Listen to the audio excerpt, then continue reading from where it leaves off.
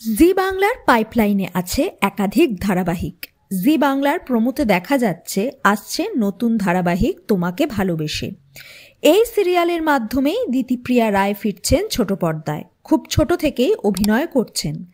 জি বাংলার করুণাময়ী রানী রাসমণি সিরিয়ালের পর তাকে আর ছোট পর্দায় দেখা যায়নি। বড় পর্দা এবং ওয়েব সিরিজে নিজেকে প্রতিষ্ঠা করে আবারও ফিরছেন তিনি। কেবল দিতিপ্রিয়া নন, এই সিরিয়ালের হাত ধরে আরও একজন অভিনেতাও কামব্যাক করছেন। বড় পর্দার পর এবার জিতু কমলও ফিরছেন সিরিয়ালে। এসবিএফ এর প্রযোজনায় জি বাংলায় আসছে দিতিপ্রিয়া রায় এবং জিতু কমলের নতুন সিরিয়াল। কিন্তু কিছুদিন ধরেই প্রমোতে সিরিয়ালের নামটা আর দেখা যাচ্ছে না। একাংশের ধারণা সিরিয়ালের নাম হয়তো বদলে যেতে পারে, কিন্তু গল্পের নায়ক নায়িকা একই থাকবে। টেলিপাড়ার গুঞ্জন আগের জন্মের কোনো ঘটনা দেখানো হতে পারে। আপাতত প্রমোতে কেবল নায়িকাকেই দেখা যাচ্ছে।